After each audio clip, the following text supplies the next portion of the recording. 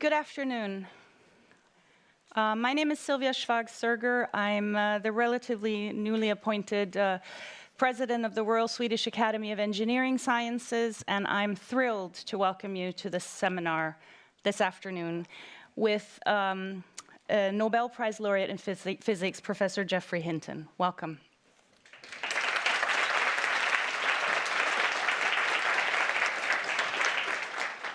I had the privilege of having a short conversation with him before, and I think you're in for a very interesting hour. I hope so. So I just wanted to say a few words before I ask Professor Hinton to take the stage and say some, also make an opening, some opening words.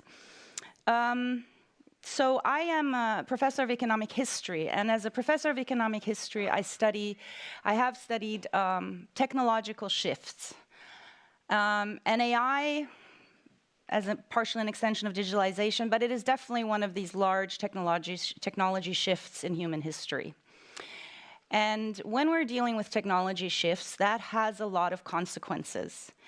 And I would also argue when these technology shifts coincide with, for example, an escalating climate crisis, with the rise of geopolitical tensions and the erosion of democracy, then you approach something that on a bad day I might call a toxic cocktail. But that's not what we're here to talk about today. We're here to talk about how we will handle what we're dealing with today in a constructive, a proactive, and a successful way. If you allow me, I'd just like to say a few words about the Swedish government's AI Commission, of which I was a member. We spent the last 9 months preparing a report, talking to hundreds of people, and last week we delivered our report to the Swedish government. This report, like reports in many other countries, has some similarities with other countries' AI strategies. It tries to make proposals about how to increase computing power, how to boost science, how to contribute to innovation and competitiveness. But there are also some aspects in the AI Commission report which I think are slightly different from many other countries' AI strategies or AI Commission reports.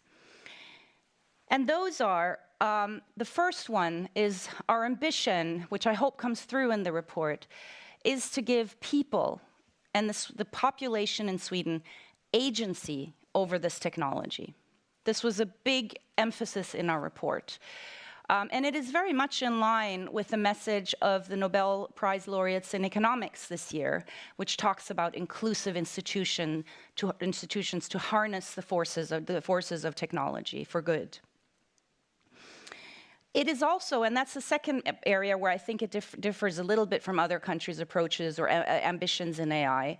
It has a very strong message and proposals on how we can strengthen the public sector to deliver better public service, and how the public sector can actually also contribute to being a driver of AI, not just a late adopter. So I think those two things sort of set Sweden apart, I would argue, from maybe the way some other countries are approaching AI. And as I said, it is very much in line, I would argue, with the messages that we have from the Nobel Prize winners for economics. However, and this is something that keeps me awake at night, if we believe that people's agency or the people's agency over technology and inclusive institutions are important in order to ensure positive the development of technology for good. What do we do when we have the rise of governments and leaders, world leaders, who don't believe in institutions? Partially, perhaps they don't believe in institutions because these institutions have not been as inclusive as they should have been. So I think that's one thing we have to think about. But it is a problem, which I think we're witnessing today, is the erosion, not just of democracy, but with it, the erosion of the belief in institutions. Secondly, what do we do in a world where we've witnessed a decline in the belief in international collaboration? Since I think both international collaboration and inclusive institutions will be critical for our ability to ensure that AI can realize its potential to be a force for good. And thirdly, and I think Professor Hinton has talked about this in many occasions when he speaks about the risks of AI and the importance of regulation, what do we do when governments don't really believe in regulation? And my personal question or concern is, and I will leave you with that, and then I really look forward to Professor Hinton's remarks.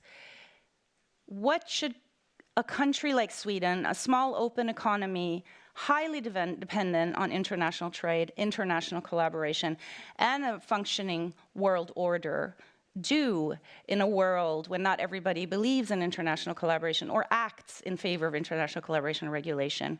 What should the EU, what should Europe do in terms of regulating AI, not just to contain its risks, but to enable its potential?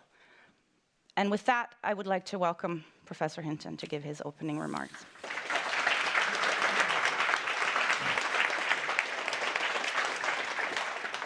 So I guess I'd like to make one comment about what Sylvia just said, which is some politicians don't believe in institutions because if those institutions had functioned properly, they'd already be in jail. I don't want to mention any names. So I've got 10 minutes, and I wanted to basically say one thing. If you take a problem like climate change, the first thing you have to do is convince people that carbon dioxide produced by people is what's causing climate change. Until you've done that, you can't have a sensible policy. Even after you've done that, you may not get a sensible policy. People may still subsidize oil companies and things, but that's a first step. Now, I've been talking about the existential threat of AI. This is a longer-term threat. There's many, many short-term threats which are urgent, like cyber attacks and loss of jobs and pandemics, and they go on, fake videos. But there's this longer-term existential threat that we will create things more intelligent than ourselves, and they will take over. Many people don't take that seriously, and one of the reasons they don't take that seriously is because they don't think that the current AI systems we have really understand.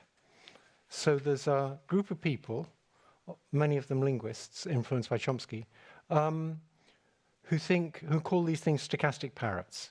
And they think these things are just a statistical trick that takes a big body of text and just pastiches things together and looks like it understands, but doesn't really understand the way we do. Now, to have that theory that they don't understand the way we do, you have to have a theory of how we understand. I'm going to argue they understand just like we do. So the people who talk about stochastic parrots, they have a theory of understanding that comes from classical symbolic AI, that in your head you have symbolic expressions in some cleaned up language, and you use symbolic rules to manipulate them. That theory never really worked. But they still stick to it, because somehow they think the only way you could have intelligence is by having something like logic to do reasoning with. And they think the essence of intelligence is reasoning. There's a completely different paradigm, which is the essence of intelligence is learning, and it's learning in a neural net. And things like vision and motor control are primary, and language and reasoning comes later. But I want to address this issue of, do they really understand? And there's one particular piece of history that most people don't know, which is these large language models, which certainly appear to understand and can answer any question you ask them at the level of a not very good expert, they came a long time ago. I like to think like this. They came from a model I did in 1985, which was the first neural net language model. It had 104 training examples instead of a trillion, or many billions. It had about 1,000 weights in the network instead of a trillion. But it was a language model that was trained to predict the next word and to backpropagate errors from the prediction in order to convert input symbols into vectors of neural activity, and then learn how those vectors should interact to predict the vector for the symbol it was trying to predict. Now, the point of that was it didn't have an engineering point. The point of it was a theory of how people could understand the meanings of words. So the best model we have of how people understand sentences is these language models. That's the only model we have of how people do it that actually works. We have all these symbolic models. They don't really work very well. They're influenced strongly by Chomsky, who managed to convince many generations of linguists that language is not learned. On the face of it, it's just obviously absurd to say language isn't learned. And if you can get people to believe something obviously absurd, then you've got a cult. And Chomsky's had a cult. Language is learned, and we now can see things that learn language. The structure doesn't have to be innate, it comes from data. There has to be innate structure in the neural network and in the learning algorithm, but all the structure of language you can just get from data. Chomsky couldn't see how to do that, so he said it must be innate. Actually, saying it must be innate and it's not learned is really stupid, because that's saying evolution learned it rather than learning, and evolution is a much slower process than learning. The reason evolution produced brains is so you could learn stuff faster than evolution can make it innate. So the point of this ramble was to convince you that they understand the same way we do. And I'll give you one more piece of evidence for that. So many people who talk about stochastic parrots say, look, I can show you they don't really understand because they just hallucinate stuff, they just make stuff up. Those people are not psychologists. They don't understand that they shouldn't use the word hallucinate, they should use the word confabulate. And psychologists since the 1930s have been studying human confabulation. A psychologist called Bartlett. And people confabulate all the time. If you take any event that happened a long time ago and that you haven't rehearsed in the meantime, and you try and remember it, you will confidently remember all sorts of things that are wrong. Because memory doesn't consist of getting a file out of somewhere. Memory consists of constructing something that seems plausible. Now, if you've just seen something, and now you try and construct something that seems plausible, you'll have fairly accurate details. But if you saw it many years ago, and you now try and construct something that seems plausible, first of all, it'll be influenced by all the stuff you learned in the meantime. And you'll construct something that sounds good to you, but actually many of the details that you're very confident about will be just wrong. It's hard to show that, but there's one case studied by a psychologist called Ulrich Neisser, which is beautiful. John Dean testified at Watergate under oath about the cover-up going on in the Oval Room, the Oval Office, and he didn't know there were tapes. So you've got someone trying to tell the truth about things that happened a few years ago, and much of what he said was not true, but he was clearly trying to tell the truth. He'd say, there was this meeting between these people. No, those people never had a meeting. And this person said this. No, that person didn't say that. Somebody else said that in a different meeting. But the point is, he was conveying the truth about the cover-up, and he was confident that what he was saying was true, and he was just wrong. And that's just the way human memory works. And so when these things confabulate, they're just like people. People confabulate. At least I think they do. I just made that up. Okay, I'm done. We won't remember.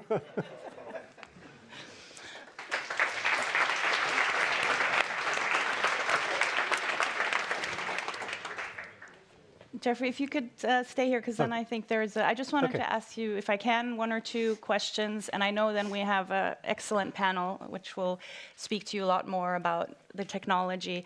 But I know that you've talked about risks with AI, and so I really have just the question about, I think you've also talked about that there has to be some form of international collaboration to handle the risks.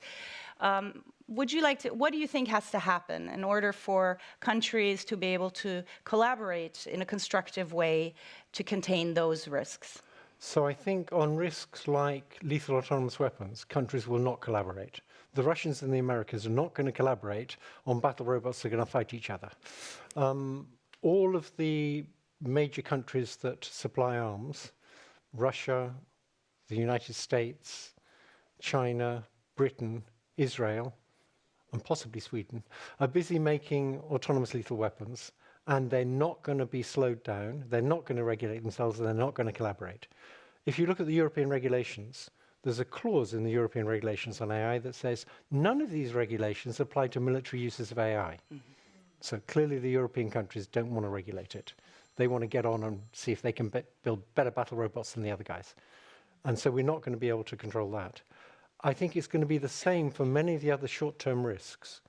In the States, for example, they're not going to regulate fake videos because one of the parties that's soon to be totally in power believes in them. So there's one area, though, where you will get collaboration, and that's the existential threat.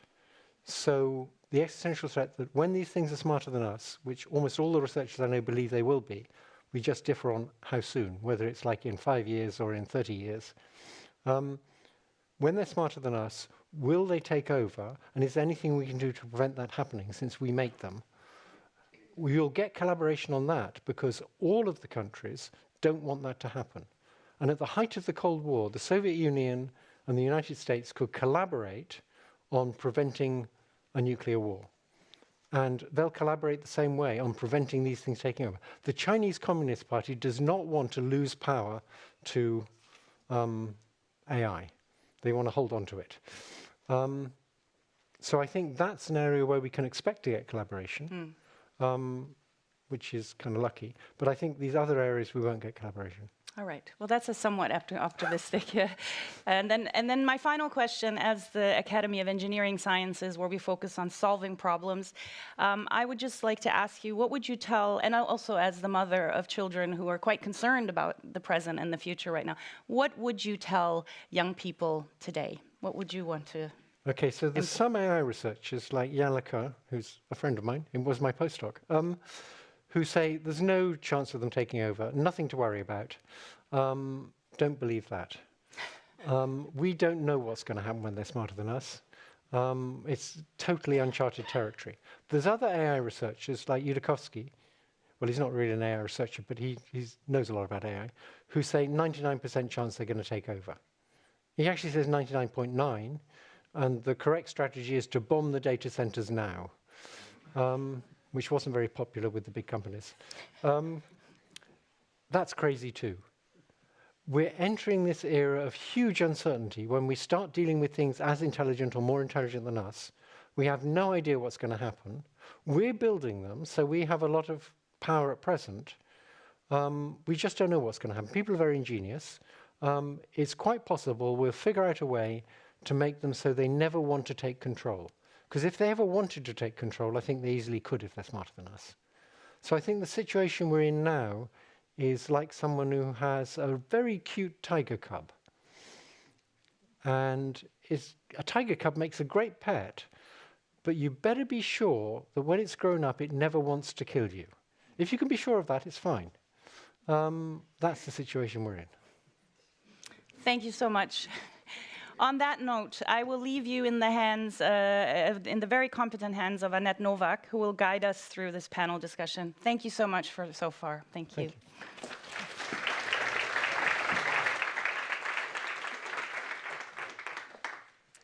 Thank you, Sylvia, and thank you, Professor Hinton. As the chair of IVA's Information Technology Division, it is my honor and privilege to guide you through this upcoming part of the seminar, which will hold a panel with some truly powerful lineup of speakers. We will, by the panel, I think, show also that information technology is a very broad field of inquiry. We have IVA Fellows spanning futurism, philosophy, computer science, and AI and human interaction. We will start this with 3 short interventions, just to plant some seeds for the future panel discussion with Professor Hinton, who will be back, so don't worry.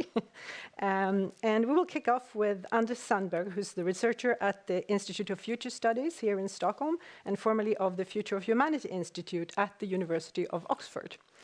Please, the floor is yours, Anders.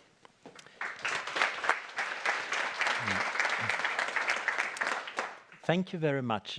And I find it very interesting to be in this situation, talking about what we know about AI, or rather what we don't know about it, especially since my professor is sitting in the audience. And one of the embarrassing things is to realize that a lot of the things I learned in the 90s is no longer true.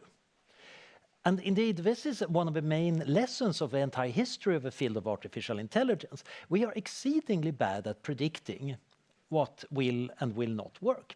There is an entire genre of quotes, of course, from early AI pioneers confidently saying that within a generation we're going to have human-level machines. And indeed, it's interesting to note that none of them were concerned about the safety of us. But of course, those predictions were also wrong. We were also wrong about being pessimistic. Sometimes it just starts to work, and it's kind of surprising and even shocking when it happens. The revolution that happened in the 2010s was using the same kind of networks that have been doing modestly interesting things for a long time, but suddenly they started taking off for reasons we still don't fully understand. We understand how to make them. We understand some of the fundamentals, but the emerging artifacts that develop are not so much our creation as an emergent phenomenon that we really struggle with. And of course, this shows that our predictions about the future are not very well understood and they're not very well founded. That doesn't necessarily mean that we shouldn't trust predictions. Because in many domains, in business, in politics, in war and in love, we quite often need to make use of predictions that actually are not well founded. And it's an interesting challenge when we have a domain of technology that looks so promising to then try to figure out how to handle it safely. Because this situation is, of course, deeply worrying from a safety standpoint. It looks like artificial intelligence. We can't tell how far it can go. There are many people saying that, oh, no, Chomsky is deep down actually right. Or there are other limits on the amount of training material or compute, or that we're actually using the wrong algorithms and that the scaling laws that are powering the current LLMs are not going to work. And by the way, why should an LLM be able to do thinking? It's after all just predicting sequences. Well, it turned out, surprisingly enough, that sequence prediction might actually be a pretty good substitute for thinking, even if there is a limit to what a large language model can plan. Maybe it can only plan short chains of thought, and you need to plug in another architecture. There is no guarantee that not some clever chap will be doing that next Tuesday. Similarly, we don't know how fast it can develop. Again, we have a long period where very little seemed to happen, and then suddenly a lot happened. And that, of course, suggests that we might have problems controlling it and knowing that. And it looks like it could go far, which is very good news, because AI actually looks very useful. I'm certainly using it. It's solving interesting problems. Some problems that also make me a bit nervous, because I did a biosecurity exercise earlier today with an LLM, and I was constantly expecting to say, Anders, that is a bioweapon, don't develop it further. But because I managed to phrase it nicely as a very academic project, it was happily telling me what kind of viruses I needed to transfect the cells with. That made me a bit nervous. I'm probably not a very good biotechnologist, so everybody is most certainly safe. But that suggests that we have this interesting situation in a world of high degree of uncertainty. The cautious thing is to assume that we can get very fast, very powerful development, even if we can't predict them, and then try to take steps to make them safer. So I like to say that I'm a doomer because I'm optimistic. If I thought AI couldn't do anything, there was no reason to try to do anything about it. I think there is risk here, but an amazing, beautiful opportunity. And I think we are indeed learning something profound here about our own kind of intelligence, and also perhaps other forms of intelligence, and finally getting a kind of mirror that shows us alternative ways of thinking. So thank you very much for doing this, Professor Hinton.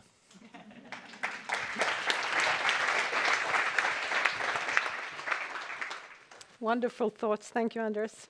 And I will not keep you any further, so we will just ask the next speaker to come up, and that is the CTO and founder of Recorded Future, Staffan Truvé.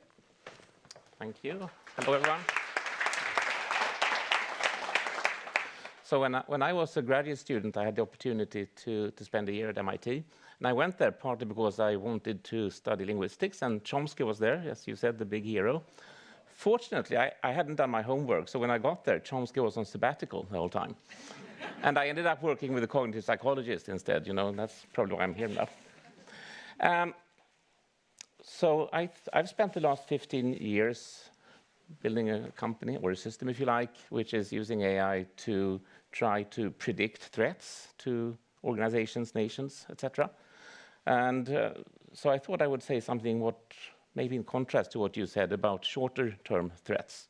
So I fully agree that in the longer-term perspective, you know, machines that become intelligent enough to understand that the real threat to the problem, to the planet is humanity, is the big problem for us. But as I see it, in the near-time future, bad people using AI is the big threat we need to be concerned about. And that's why I'm also concerned about the questions of regulation. Because even if you might get nations globally to agree on avoiding the longer-term threats, and I think you already sort of alluded to this essentially, I think short-term what's going to happen is that if we, you know, and probably everyone in the world thinks they are the good side, but let's presume that we in the West, free world, whatever you want to call it, are the good people. If we come up with regulations to prevent these things, of course, the ones who don't care about regulations, which could be rogue nations, criminals, you name it, they will have the advantage. They will not stop development. And of course, the fact that this is such an accessible technology means that even if we regulate, there is no way to control if people follow those regulations. Very much unlike nuclear weapons, where you need huge machines and factories which can be monitored and detected and so on to a much larger extent, even if some can fake and claim that there are those in Iraq, even if they aren't. So I think this, to me, is the question I hope we can come back here a bit to. How do we defend against bad people using AI against us? And I think we're in for an arms race here. So we're trying every day to develop AI-based tools to, for example, detect AI-generated imagery so that we can alert if there are fake news being spread, and so on. But of course, this is a classical arms race that the models that generate the images will get better, we'll be able to detect those, then there'll be a new one, and so on. And there really is no stop to it. So I think, you know, full respect for the longer term, but I also think we need to figure out, and I don't have an answer to this, how can we actually prevent very bad things from happening, not in 20 years, but in 2 years' time, essentially. Thank you.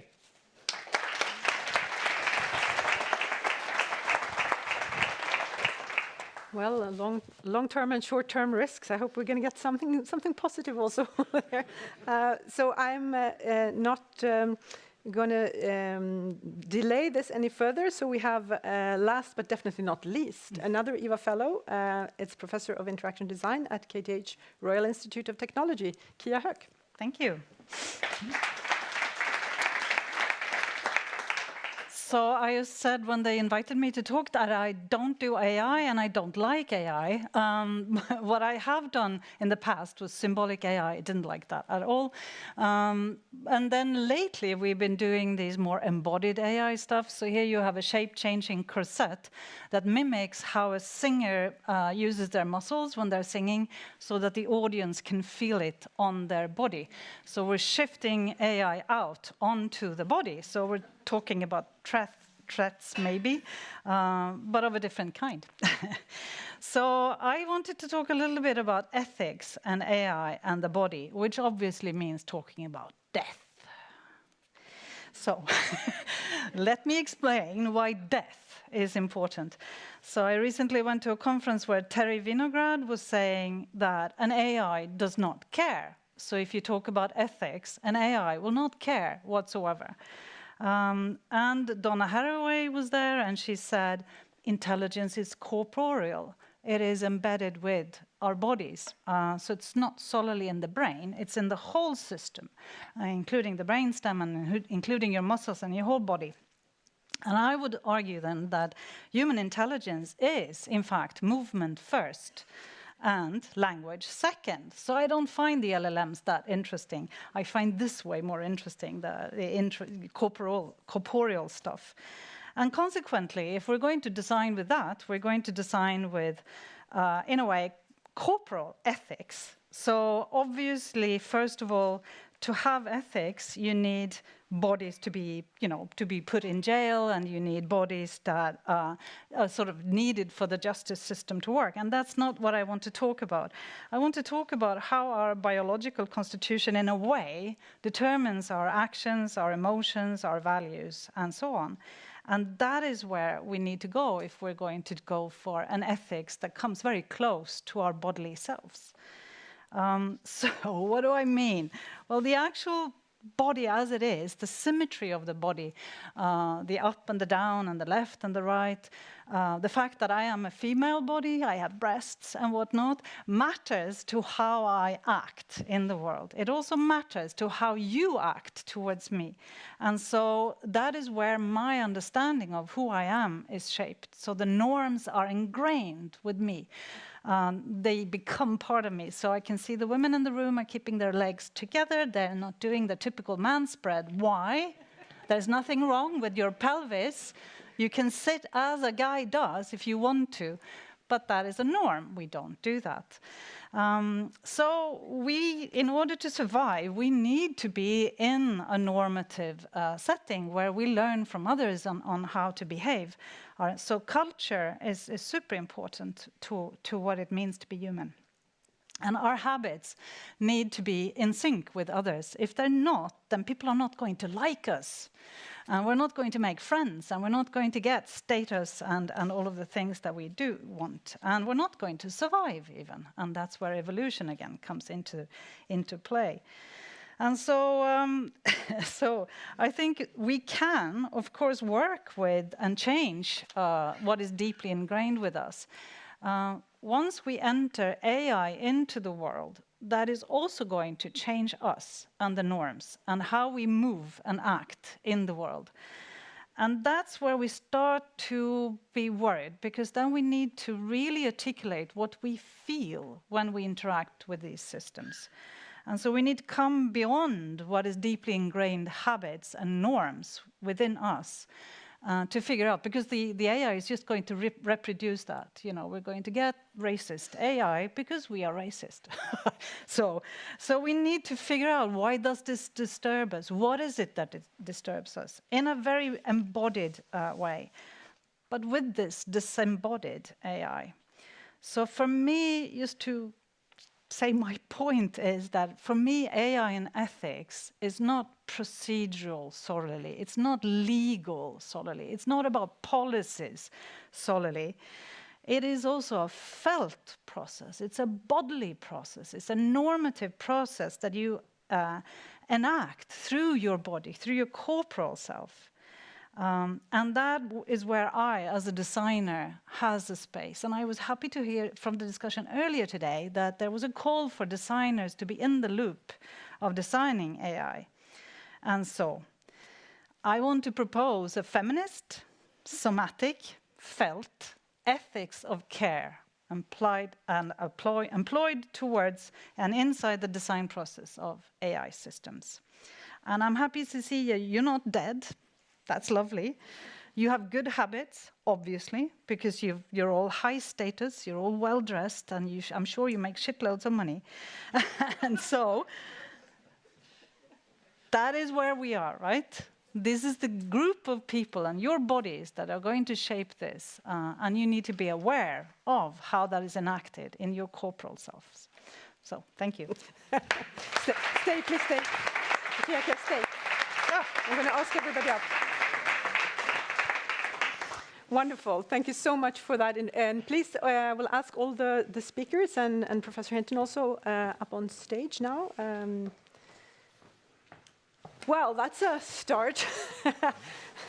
Really, the feeling here. I just want to start going back up to, I mean, we started now digging really deep into certain areas here. And I think that I guess that there's a lot of people here who are kind of curious about you. And you didn't talk so much about you. So I'll just go back and ask you one or two questions about, for instance, the fact that you've been going with this research for so many decades.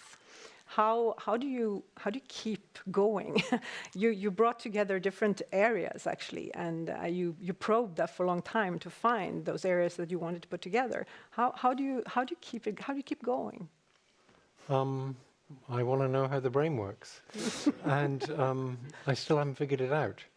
But, You know, I always wanted to get a Nobel Prize in physiology or medicine for figuring out how the brain works. And I had this theory called Boltzmann machines, and Terry Sinofsky and I thought that that was going to be how the brain worked and that we would get a Nobel Prize together. And we actually had a deal that if one of us got it and the other didn't, we'd share it. So I've shared it with him. What we didn't realize is we could have this theory of how the brain worked and it could be wrong, so we wouldn't get the Nobel Prize in physiology or medicine, but you could still get it in physics. You could still work on that other Nobel Prize as well, actually.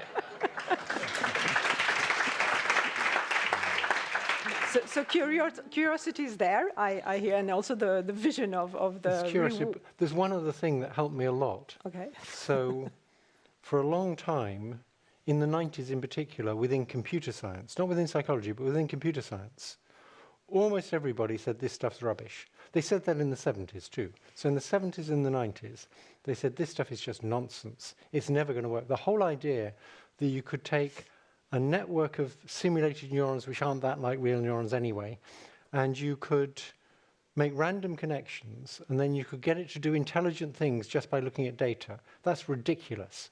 You have to build in lots of innate structure for it to do anything at all. And that wasn't such an unreasonable position.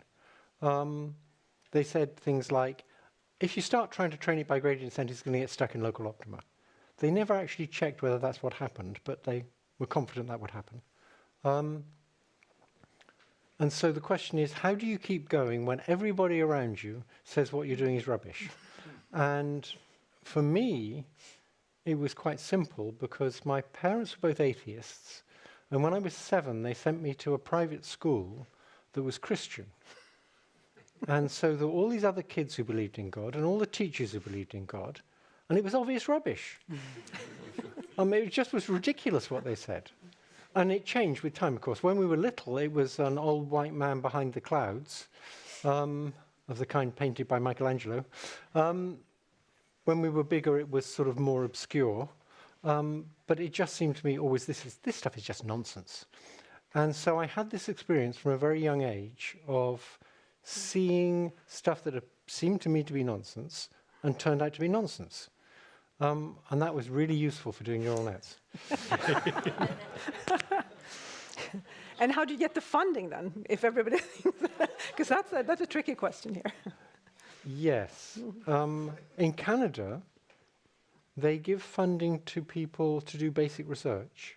And there's not much money, but they use it very well, that piece of the money. So they give you a grant for 5 years, and at the end of 5 years, you have to write a 6-page report of what you did.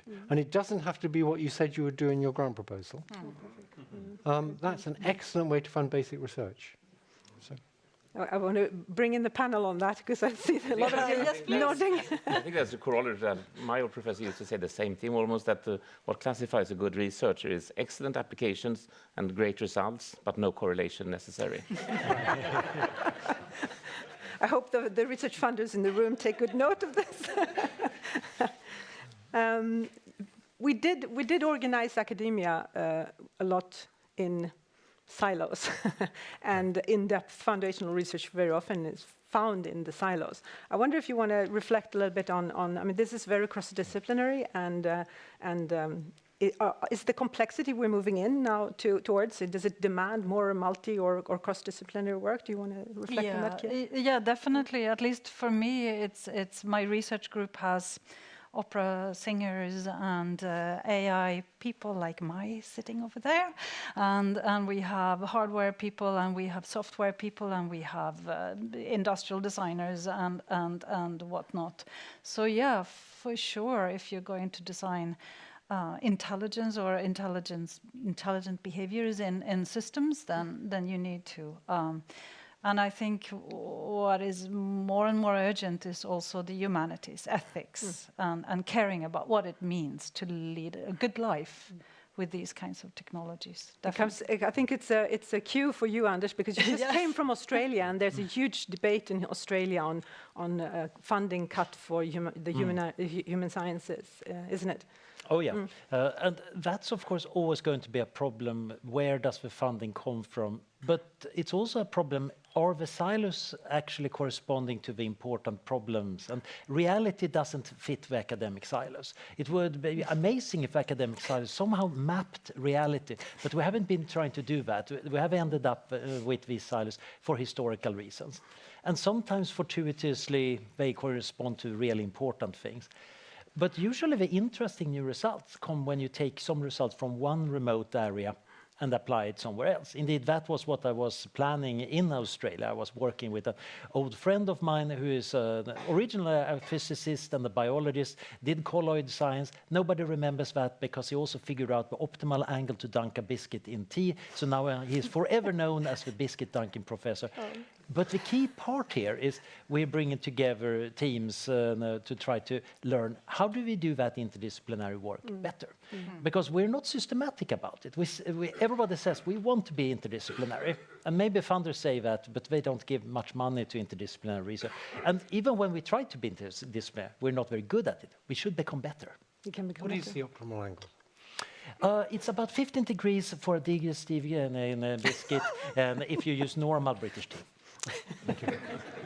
Did you have any? Yeah, I think one of the reasons you need to be interdisciplinary is that I think one of the biggest challenges today and even more in the future will be, I like to call it the handover problem. I think, we will have AIs working together with humans. It's sort of blatantly obvious if you think of self-driving cars, where everyone is saying that, okay, so the car will drive itself up to a point where it can't handle the situation, and then it's going to hand over to the driver, who's probably asleep at that time. So, really? But how does the machine convey its opinion about the state of the world to the human? This goes for all kinds. We see it when we work with threat analysts. How do you take an algorithmic analysis of something and convey that information so that a human can carry on or prove it wrong or right? Yeah. And for that, you clearly need designers. You need people who come from all kinds of paths to be able to build those systems. Yeah, the crucial question of the interfaces. We actually designed for that. In our lab, we worked with autonomous cars and designing a backrest that wakes you up with inflatables, giving you a little bit But of you a still push. have then time in 3 seconds to understand why you were woken up. Sometimes.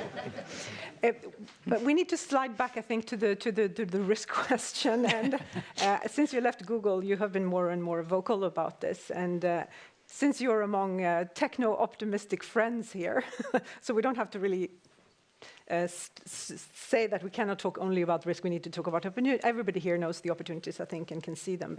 But you just said in your opening remarks that superintelligence is coming. You do believe that? It's between 5 or 30 years from now, something like that? My belief is, with a probability of 0.5, it'll be here between 5 and 20 years. Except that was my belief a year ago, so I better say between 4 and 19 now. Okay. Just doesn't sound so good. So, and then what? Because when it actually is superhuman intelligence. Almost everybody I know think it's coming. They just differ on how long. Sure. The people who don't think it's coming are the stochastic parrot people who believe in classical linguistics and symbolic AI. Absolutely. But everybody who knows about neural nets, I think they all think it's coming. So what do you, if you would give us your when you say this is an extension to strat, what do you see? What are you seeing on your vision, the darkest one? Oh, that people just become irrelevant. So what worried me at the beginning of 2023 was something that was obvious for a long time, but I hadn't felt the full emotional impact of it, which is that digital intelligence might just be a better form of intelligence than what we've got. We're basically analog. We're sort of 1-bit digital for neurons, but basically analog. And you can do things with very low power if you're analog, if you learn to make use of the peculiar properties of the analog hardware.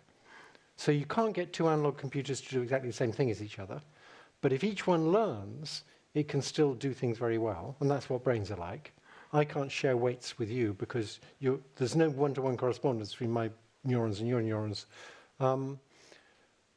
So you can be very low power, but you can't share. So we can't have 1,000 different people go and take 1,000 different courses, and as they're doing the courses, they average their weight changes together, and by the time they've all finished doing their courses, they only do 1 course each, but in the background they're averaging weights. And at the end, they all know what's in all 1,000 courses. But that's what these digital intelligences can do.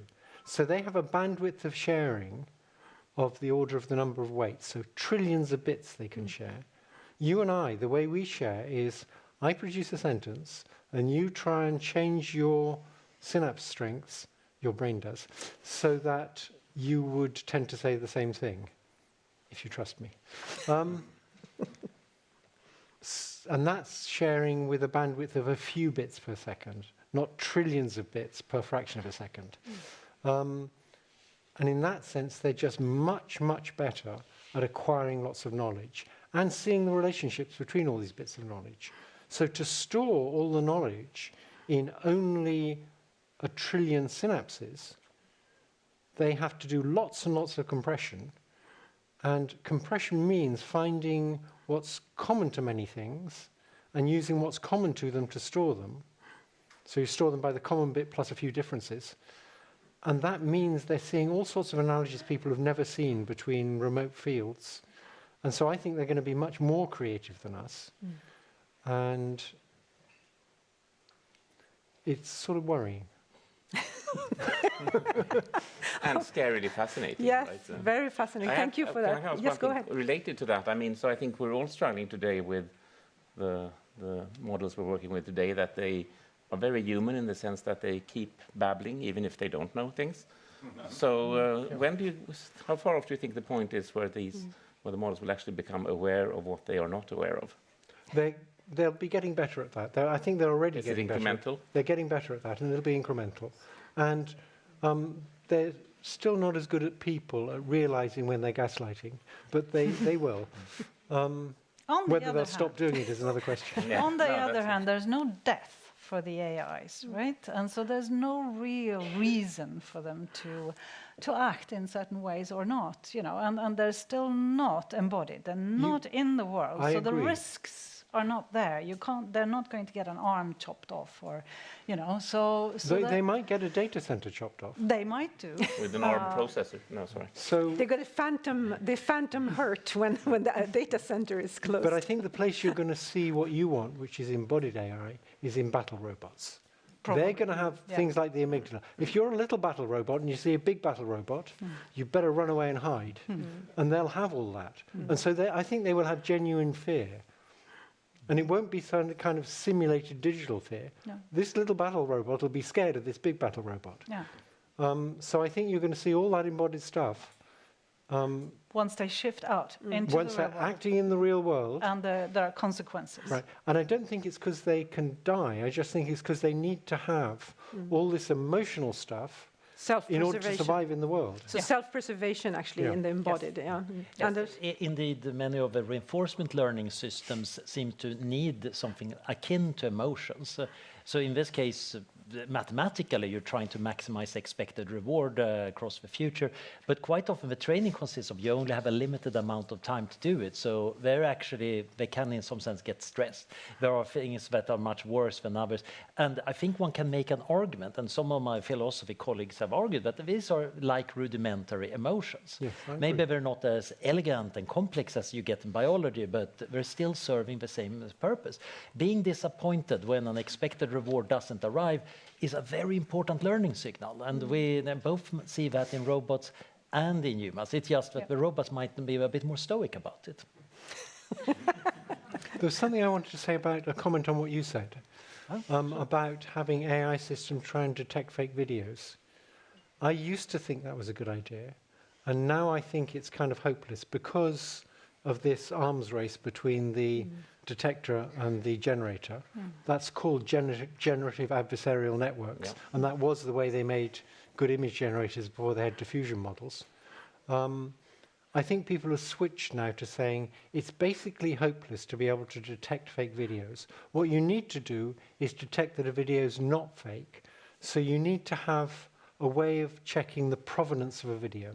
So for a political video, for example, you need to be able to get from that video to a website for the political campaign. And if you have the identical video on the website and you're sure that website's for that campaign, and of course websites are unique, so that's not so hard, then you can believe it. And if you don't get that, you can't believe it. And your browser can do almost all of that in the end. So your browser, just as nowadays when you get spam, if you've got a good browser, it tells you this is probably spam. You should be able to get videos where your browser says, this claims to be a video from the Harris campaign, but it's not, because it can check the website and see that it isn't the identical video there. I think we're going to do much better at getting, knowing that things are real because of the provenance. And the newspapers love that idea. The New York Times loves the idea that the only thing you can trust is the New York Times. No, and I fully agree on that. But I think the thing is that you need to go farther than just sort of certifying the browser and the server. I mean, essentially, we're going to need to sort of rewire everything out of the devices. I mean, you need to know that it's the right camera which took that picture in that specific location. And it's not rocket science. I mean, it's essentially available technology, but you sort of have to rethink how you do the internet, if you like. But what you focus on is provenance, being able to establish provenance. Exactly. And I think that links your points of view actually in an interesting way. So when I think about using AI in science, the obvious thing is, have it read all the scientific literature. But much of the scientific literature is wrong. Some of it is fake, a lot of it is just bad papers. And in order for the AI to actually learn useful things in science, it probably needs to go into the lab and be able to do experiments. And that's provenance. You get a grounding that if I do this experiment, this actually happens. And this presumably needs a form of embodiment, whether that is the lab robot and the sensors. You need to get that feedback from reality. And I think that is going to be quite necessary for making AI be able to go beyond us in a useful way too. So given that Anette actually is a journalist, just let us remember that it's not that long ago that we didn't have any photographs or video whatsoever, and it was really hard to trust information. So 200 years ago, they were where we're at now, right? And it's a short blip in history where you could trust a video or where you could trust a photograph. And now we're back into figuring out how to communicate news and whatnot between people in ways that we trust. So sometimes this development of AI is a bit historyless, I feel. Yeah. So I think in Britain, a couple of hundred years ago, there were political pamphlets, and they had a law that if you produce a political pamphlet, you have to put the name of the printer on it. So you get some sort of provenance, because then the bottleneck was the printing press. And if the printer's name was on it, it was much harder to produce fake ones. And that's what we need to do again now. Yeah, why didn't we do that right away when we created possibilities for photos taken by mobiles and whatnot? Quite a few years ago, we had been surf here at IVA, and we actually asked that question, if you were to go back and redesign the internet from the start, what would you do? And he said exactly that, authenticity and the ability to verify. Yeah. But in those days, there were 200 people on the internet, and they all knew each other, so it wasn't needed at that time. And that's where I wanted to round off this part of the discussion, because I think that it's all about, where we are, it is an opportunity for the local and the analog, because it is when you know somebody and when you know where it comes from that you will be able to trust. So there's something with a close to the body, or maybe the local community. You talk New York Times, but maybe this is the opportunity for the small, very close media companies where we know the reporter, we know the editor, perhaps. I want to go back to where you were in the beginning with, and also to the complete risk scenario, because now you're getting very constructive here, and you're solving things. Engineers. Just to finish the existential thing. So we have the fighting robots. We have an existential threat. Where do you see the how do we build? Do we build it into the technology, or is it something that comes around the technology where we can hinder this, the worst scenario to happen? We don't know, right? We really don't know how to keep control of things more intelligent than us. We don't know if it's possible. I think it may well not be possible. I don't think we're going to stop the development of AI because it's so good for so many things. Pandora's box. There's so many short-term profits to be made from it. So in a capitalist society, you're not going to just stop it. I didn't sign the petition saying we should slow down. I think that's crazy. We're not going to do that. We're stuck with the fact it's going to be developed. And we have to figure out, can we do it safely? And we don't know if we can do it safely.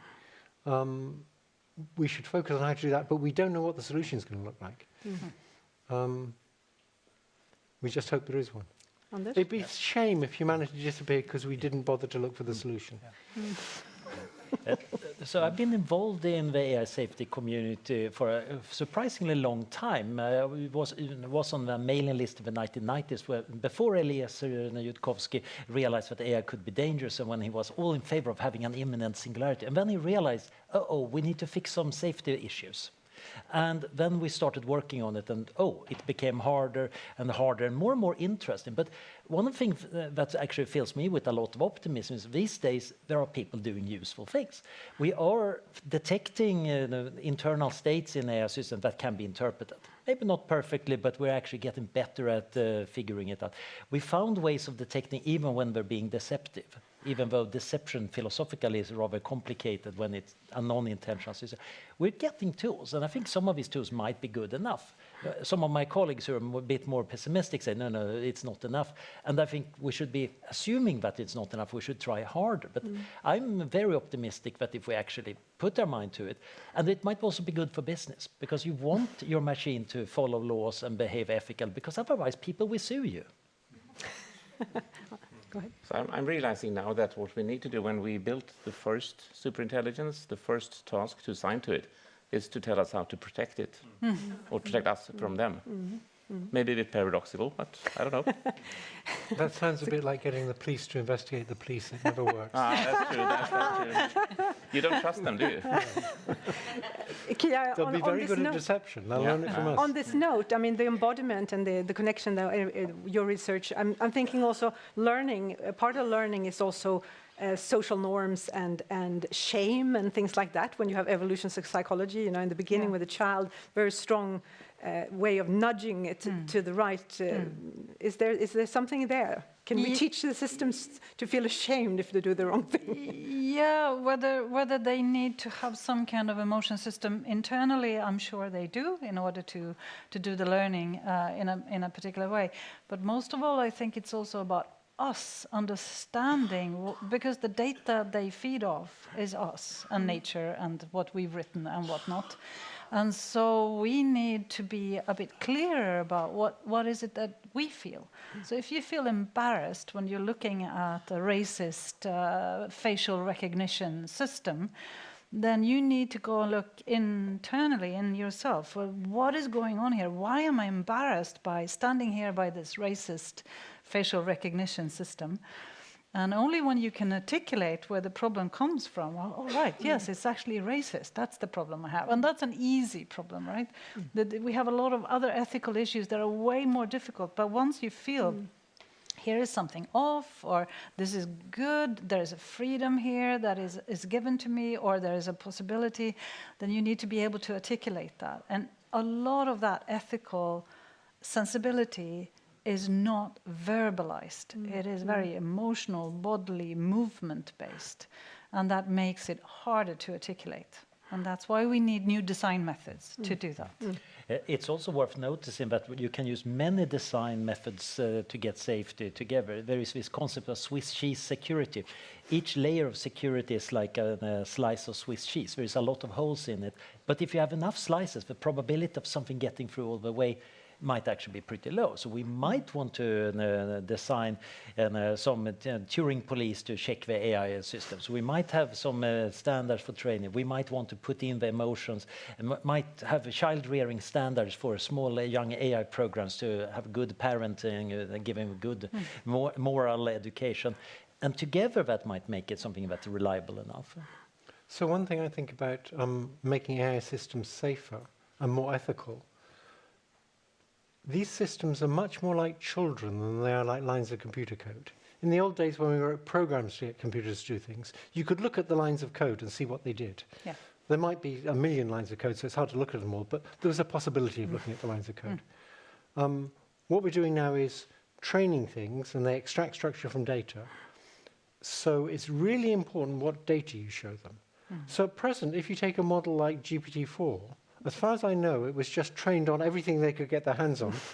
And so it will have been trained on the diaries of serial killers. Now, if you were teaching your child to read, would you choose the diaries of serial killers as early reading? The children would probably be quite interested, but, but it's not what you'd go for. So I think a lot of the ethics in these systems is going to come from curating the data. Absolutely. And you know, as parents, Yes. you have two controls over children. You can reward and punish them. That doesn't work very well. Or you can set them a good model. That works much better.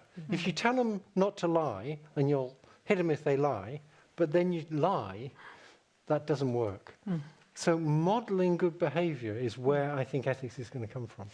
And I think that the really good theories around how to handle data and how to look at data are the feminist theories, the CRIP theories, the decolonializing of data. Because where does that data come from? Who are we harvesting? What are we stealing and not giving back to people? Who's sitting in Nigeria training these systems? You know, that is where we also need to do a lot of work. So I totally agree. The data on several layers, both what we feed it with, but also how we construct those data sets. Yeah. There's an assumption here when you speak, which is that it definitely will be more intelligent, and that comes, of course, from your standpoint. But there's also, are there parts of the intelligence that it will never have? We haven't gone into that. Is there what is inherently human that machines will never achieve? I want to talk for about 5 minutes about this. Because a lot of people, there's a last line of defense that lots of people have, which is, yeah, but they don't have subjective experience or sentience or consciousness. Now, most people here probably think that a current multimodal chatbot does not have subjective experience. I want people to raise their hands. How many people here currently think that a multimodal chatbot either definitely has subjective experience or might well have subjective experience? More than I thought. Okay. It's about sort of 15 or 20, right? Now I'm going to give you my argument, and then I'm going to get you to raise your hands again. And if it was 15, I need to get 16 people to raise their hands. Okay, so here goes. I want to convince you that current multimodal chatbots have subjective experience. And it's about what we mean by subjective experience. So most of us have a model of the mind, which is like a theatre, and there's things going on in this theatre that only I can see. And if you ask a philosopher what subjective experience is, they'll start talking about qualia. So let's suppose I drop some acid or drink a lot, and I start seeing little pink elephants floating in front of me, and I tell you, I've got the subjective experience of little pink elephants floating in front of me. What am I really saying? Well, here's my analysis of it. I'm not saying there's an inner theatre that only I can see, and in this inner theatre, there's little pink elephants that are made of pink qualia and elephant qualia and floating qualia and right way up qualia and not that big qualia, all somehow munged together. That's the philosopher's theory, and it's complete rubbish. That qualia are the philosopher's version of phlogiston, and chemists have phlogiston to explain stuff, and there wasn't any, and there aren't any qualia in the sense philosophers want them. So what I'm really telling you is this. When I say there's these little pink elephants, I'm saying my perceptual system, I believe, is lying to me. That's why I say it's a subjective experience. And the way I'm going to tell you how it's lying to me is not by telling you my perceptual system is telling me to make neuron 53 fire, because that wouldn't do you any good. And anyway, I don't know that. I'm going to tell you how it's trying to mislead me by telling you what would have to be out there in the world for it to be telling the truth. And so when I say I have the subjective experience of little pink elephants floating in front of me, that's equivalent to saying the following. I think my perceptual system's lying to me, but it would be telling the truth if there were little pink elephants out there in the world floating around. So these little pink elephants are real-world elephants. They're not elephants made of qualia. They're things in the real world that are counterfactual. If they did exist, there'd be real-world things. And that's why words like pink and floating apply to them, words that apply to real-world things. What's funny about them is not they're made of funny stuff called qualia. What's funny is they're counterfactual. So now I'm going to give you the example of a multimodal chatbot having a subjective experience. So I have my multimodal chatbot. I train it up. It can talk. It can point. It's got a robot arm. It can see stuff. And I put an object in front of it and say, point at the object. And it just points at the object. No problem. Then I put a prism in front of its lens without it knowing. So I screwed up its perceptual system. So its perceptual system doesn't work properly anymore. And now I put an object in front of it, and I say, point at the object, and it goes like this. And I say, no, I put a prism in front of your lens, and the prism's bending the light rays. And so the chatbot says, oh, I see. The prism bent the light rays, so the object's actually there. But I had the subjective experience, it was there. And if it says that, it's using the word subjective experience exactly like we use them. So if a chatbot says that, it's got subjective experience just as much as we have subjective experience. Subjective experience is your perceptual system goes wrong, and you explain to people how it's gone wrong by saying what would have to be out there in the world for it to be telling the truth. And that's true for us, and that's true for chatbots. Okay, so I want to vote again, and I want more than 15 people. So how many people now think that chatbots could have subjective experience? I still think so. Right. No, but you're defining subjective experience in a very particular manner, as if it's about being false or true. You know, subjective experience is always there. If you believe that there is anything objective, then that's where you're going wrong. No, I think I have no, I don't agree.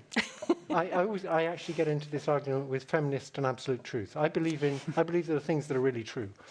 And I'm looking at a glass now. I'm having the objective experience of looking at a glass. Do you disagree? Yes. Right. That's the end of the argument. Yes. I think we will have to solve that later. The glass is half existing. So we've asked you to help us formulate some questions. So I'm going to bring out the first question coming from the audience, and it's a question from Mr. Anders Hector, who's at the Department of the Government's offices working with the National Digitalization Strategy. I think he's here somewhere. Yes. So you have been arguing for the emergence and dangers of AGI. What are the milestones we should be looking for? And is there somewhere an observatory or something like that tracking and reporting that type of milestones evolution? Is that for me? Yes. I think OpenAI has some milestones, right? OpenAI made up some milestones where they were at stage 3 now, and if they get to stage 5, that's AGI. And do you agree with the way they framed that? When I left Google in the spring of 2003, I stopped reading the literature. Ah. I tried to retire. Okay. Sorry. The reason I left Google was so I could retire, and I thought on the way out I might as well mention that this stuff's dangerous. And then I couldn't retire. And then you got the Nobel But I did stop reading the literature. So I don't actually, if you ask me, what are their 5 stages, you could probably tell me. I have read them, but I can't remember them right now. I blame jet lag. But let's say this. But let's at least you've read them. But I think in some sense they're somewhat sensible, but loosely expressed. When I looked at them, I seem to remember that, okay, how do I quantify this? And this might be even more relevant for the EU AI Act, because there you actually need stuff that is going to be legislated and perhaps inspected by inspectors. They need to be able to tell that AI program is actually level 2, but this one is level 3. And then you need a fairly strict definition, and that's going to be tricky. Yeah. But many people have been promoting, of course, lines in the sand, like self-awareness. I think it was Anthropic saying that if we see any trace of self-awareness, we're going to stop training immediately. And they rather famously saw a trace of that and were laughing about it and saying, isn't that cool? And then kept on doing it. Yes. Do you think we would actually recognize an AGI if we saw it? Or if it's beyond us, how do we know that? You know it because it's now in control. By which time it's too late. By which time? No, I think one way to recognize it is you have this AI system, a big chatbot, and you have a debate with it, and you always lose. It's nice. Well, that's possibly a step. That's how, now it all of a sudden feels very close, doesn't it? Yes, it does. That's how we recognize, for example, that AlphaGo just plays Go better than people. Yep. People lose. So a more technical question also coming from the audience is that the human brain seems to be more energy efficient than the large foundational AI models. So how can we make the models more energy efficient? Okay, I have a lot to say about that. We're energy efficient because we're analog, and so we don't have a separation of hardware and software. The weights we have in our neural net are weights that work for those particular neurons with that particular connectivity, with those particular quirks of all those neurons and all those interactions of those neurons, and the weights are just good for that. The alternative is to go digital, where you use transistors at very high power, but what you get for that is you can have two different pieces of hardware that perform exactly the same operations at the level of the instructions. To do that, you have to fabricate things very accurately, and you have to use very high power, so you get ones and zeros, not 0.5s. It's just better because then two different bits of hardware can learn different things and share what they learned. It's better in that sense, but it's much worse because it's much higher power. And the question is the better because you can share going to outweigh the fact that it's much higher power? I think you didn't evolve digital intelligence because there's too much power involved. You're going to evolve analog intelligence. But I think digital intelligence is just better. It may be that the power is just too extreme. And of course, if we could figure out how to learn properly in analog neural nets, then maybe we can make much bigger analog neural nets than the digital ones. And possibly, although they can't share with each other, one of them can learn a lot. But I don't think you're going to get the data through. And in particular, you're not going to get the data through one system if the data involves acting in the world. Because acting in the world, you can't speed up by a factor of 1,000,000. You have to act in the world. And so that's a slow sequential thing. And you're not going to get all the data through one system, so you're not going to be able to compete with digital intelligence. I've said my bit. And you said you were retiring. It sounds like you're deeply interested in this area. No, that's what I was working on that caused me to retire. The fact that I thought analog intelligence wouldn't be able to compete with digital intelligence. Panel, any ideas on energy efficiency? There is this really interesting question about where the ultimate limits actually lie. There are these fundamental ideas about the Landauer principle that in order to erase one bit of information, you need to pay a certain thermodynamic cost, and we're very far away from that, of course. The brain running on 20 to 25 watts is closer, but still, I think, 7 orders of magnitude away from the Landauer limit. So I think matter is not very intelligent in our universe yet.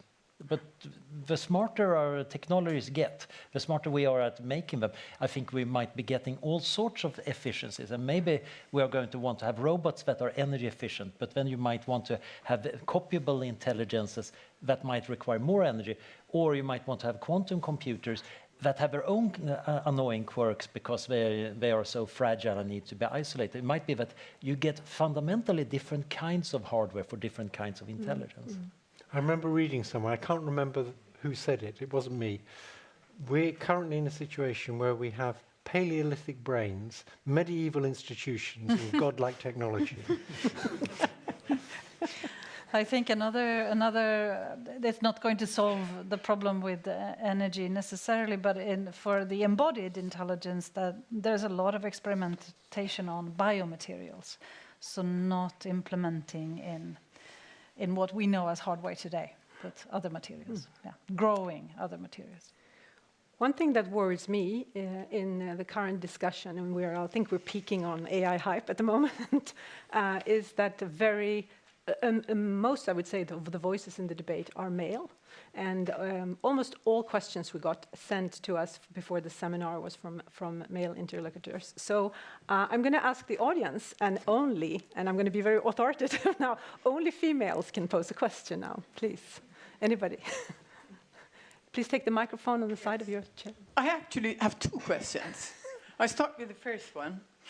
When we talk, we assume, mostly, not all of us, but mostly, that when we are making these systems, we actually are thinking evil a little bit. They're going to be bad to us. They're not going to be good to us. Why don't we assume that there are more good people in the world than bad people? So thereby the systems are going to be good systems. That's my first question. Now my second question is, if we look back to our history, when we created new systems, we actually learned with them and we made it part of us, not separate into something else that we are looking at. Why don't we think that we're going to merge with these systems and we together are going to become a lot better. So 2 questions. I agree there's more good people than bad people. Unfortunately, the bad people are on top. There's actually another problem there, and people like to call it the defender's dilemma, that the attackers only need to succeed once, and as defenders you need to succeed every single time. So, you know, over time, probability works against the good guys. What do you think, Kia? So I do think that we need other ways of approaching these issues and unpacking other methods and teaching other methods to our young ones. So at KTH, you know, teaching ways of thinking about these systems in new ways so that once we do implement them, that we actually try to emphasize the good stuff. And I know that we also need laws and regulations, even though I'm more keen on exploring your personal power in this and your personal responsibility in designing these systems. So that's where I am. You know, that's what I can do, I guess, is to try and engage with our young students. I heard that the EU is soon saying that any computer science department has to have people from the humanities and social sciences employed. Excellent. Yay! so just asking the questions and asking them in an informed way, knowledgeable way, with good theoretical understanding, both of the data and of the algorithms and of how we build them, I think, is important. Maybe every humanities department needs to have an engineer too. Yeah. But your second question is interesting too, because when we are using tools, they become incorporated in our body image, at least for many of the simpler tools. If I hold a long piece of wood in my hand, suddenly my sense of personal space actually changes. You can do brain imaging and see these changes. And that, of course, also goes for many of the cognitive tools. My smartphone, my notebooks, they're part of my mind, they're extending my mind. And we also have these social extensions. There are many forms of extended cognition going on in society. The fascinating thing that is happening now is, of course, that more and more algorithms and pieces of software are creeping into them. I realized a while ago that Wikipedia is part of my memory, and that means that I have editors that are editing my memory. There are also bots editing Wikipedia. In many ways useful, but that means I already have little AI enhancement affecting parts of my memory without me knowing it. I kind of trust Wikipedia. There are others of these systems I don't know whether I should trust. And I think developing ways of making them trustworthy is going to be pretty important when we extend ourselves. Very good. I don't like the word trust. I think it's a shitty concept that covers up a whole bunch of stuff. We don't have the time to go there. Don't go there. Don't go there. AI. What the hell is that? One last question from the audience. Microphone on the side of the chair.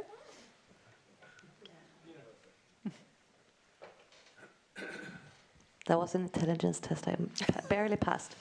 My name is Sarah, and I work at Google with public policy. And I was interested in the panels, and particularly your, Professor Hinton, idea of the governance of this. If we both see the potential and we see these risks, how do we go about making sure that the potential and the opportunities are the ones that win in the end?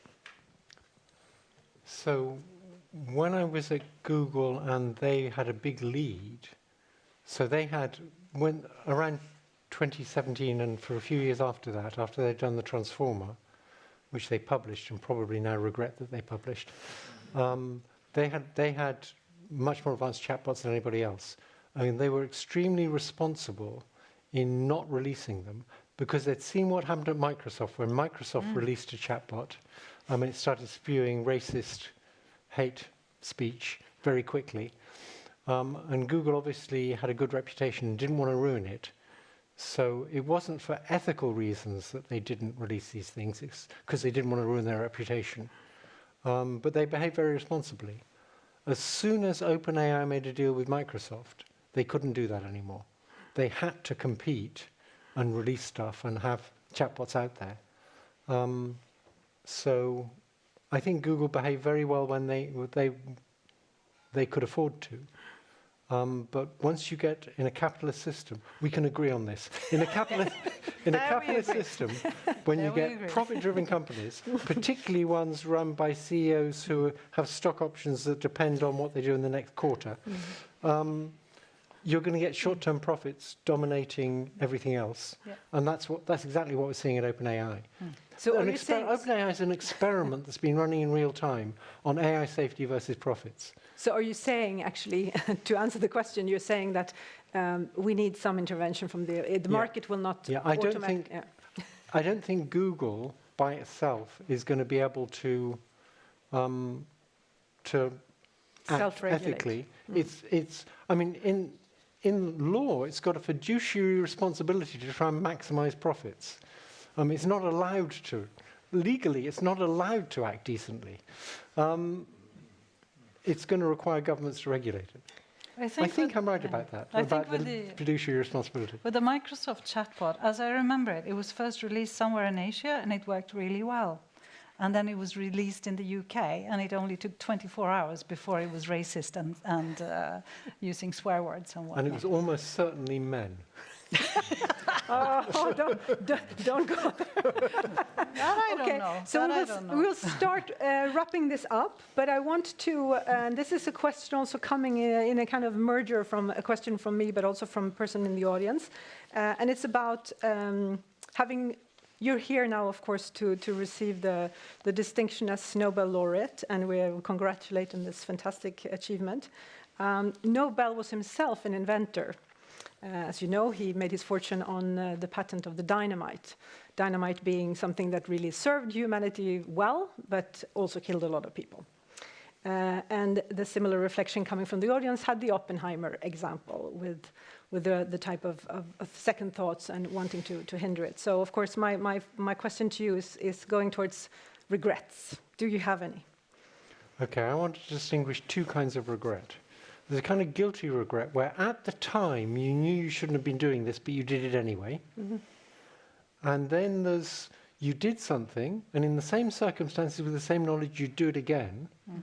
But much later you realize that had bad consequences, which you didn't have the information to realize at the time. Mm. I don't feel any guilty regret, but I do wonder if we hadn't developed it so fast, it might have been better. Mm. I think if I had not worked on it, I might have slowed things down by several weeks.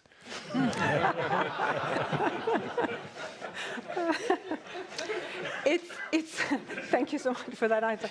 It's soon Christmas time. I think we're getting into that mood, and Christmas time is a time for wish lists. So I thought that we would terminate this with a very quick round on a wish from each one of you, and I will start with Kia. You can direct that wish towards the R&D community or towards the government or anywhere you want, actually. Research Father funding Christmas bodies? is listening. Sorry. Research funding bodies in the room? Yeah, no, I think what I wish for is that interdisciplinarity and working together, because this is obviously, as we heard now, very difficult issues and deeply philosophical, and it is about what makes life good to us and to the planet, and that is not easily sorted out. So more interdisciplinarity I would wish for. Yeah. I definitely share in that wish. I think also when just looking at questions like making AI more safe, you again need interdisciplinarity. We have been trying some things that make sense to the kind of people who are trying to make AI safe. But there are probably other approaches that might be good or valid or actually really, really useful. And I think even if we look at the technical solutions, we're probably still looking at just too few. We need more diversity of approaches to it. There is plenty to be discovered, and probably a lot of interesting and wonderful discoveries, even if they don't necessarily work for the main goal of safety. We might discover other amazing things about ourselves or our machines. I hate these kind of questions. So maybe then instead of interdisciplinarity, I would go for internationality instead. I think, if we can, as you said, there are things which nations will not collaborate on, but we could at least try internationally to collaborate as much as we could on trying to drive the evolution of this technology in the right way and putting in place the barriers which we need. please. I wish I could get the answer to the question, does the brain implement some form of backpropagation? Ah. I think we need to give this panel a warm hand.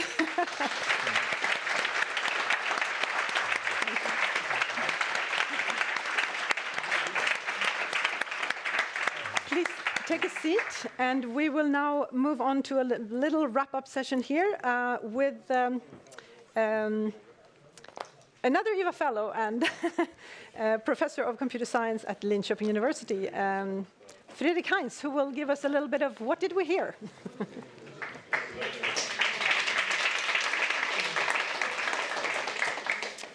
Okay, so now I have this small task of trying to summarize what we had. So during the day we had this session, when do you feel comfortable and when do you feel uncomfortable, and accepting the uncomfortable, which I am right now.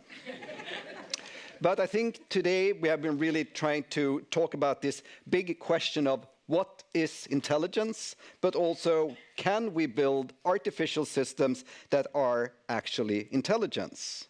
And actually, I think we brought up this very interesting aspect that maybe digital intelligence is superior to analog intelligence. And I think this is a really interesting notion that maybe the substrate that you use to implement it have an effect on what can be achieved, and that it's in some sense our analog. Maybe it's where is Kia? The body, which is the limitation. There you are. I cannot find your body in the audience here. But that maybe that is the part of the reason, or I mean part of the potential for us, or limitation for us, I should say. But I think it was also very interesting, this is the essence of intelligence reasoning or learning? Personally, since my lab is called the Reasoning and Learning Lab, of course I see it's neither or, but both of them together, and how we can combine learning with reasoning.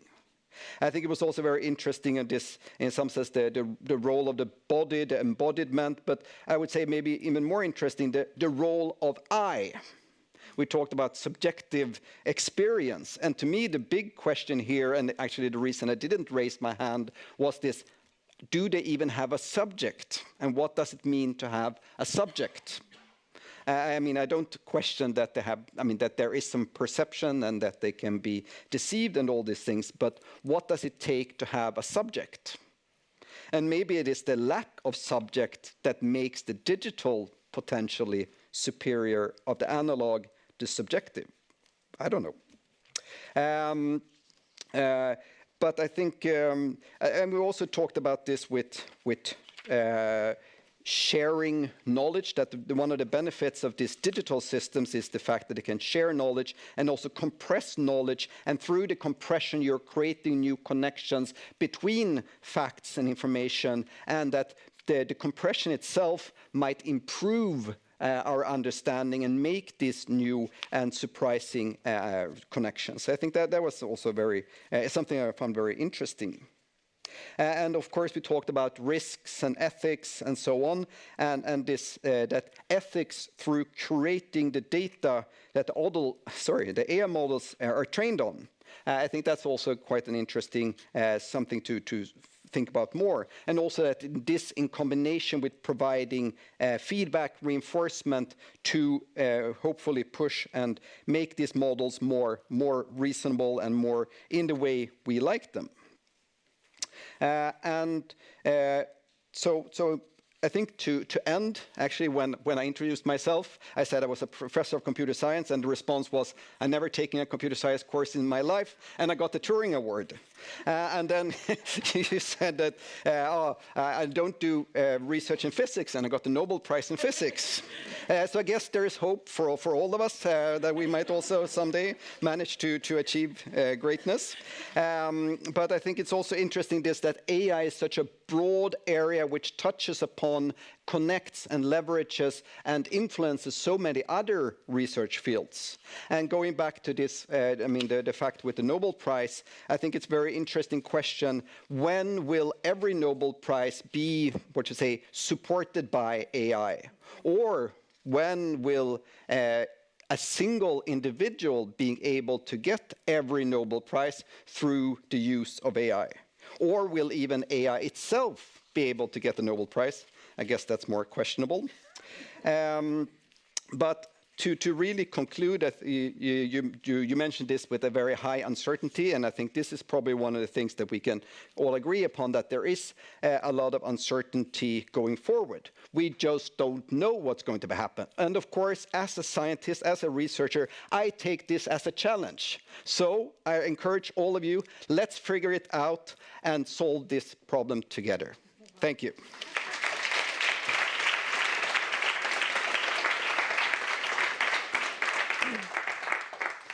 After that appeal, it's very difficult to pick this up, but we need to wrap up. And a little note just on how this will happen, because we will need to guide Professor Hinton out. So please remain seated when we finalize here for a little while, so he has a very packed schedule. So please respect that. Thank you so much. It's very mind-boggling, I think. We're all kind of energized by all this. We are, in some sense, stepping into the unknown.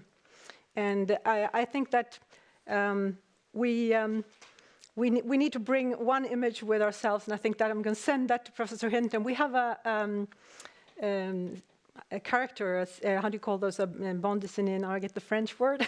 we have a serial character, a draw character, cartoon, thank you so much. We have a cartoon in Sweden called Bamse.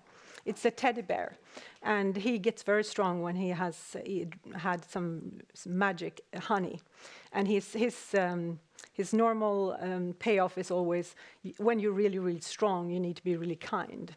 So I think that's what we need to build into the models, actually, as we move forward. Somebody told me a little secret, so now this is the surprise moment where you're all going to chip in. Because tomorrow, Professor Hinton has his birthday.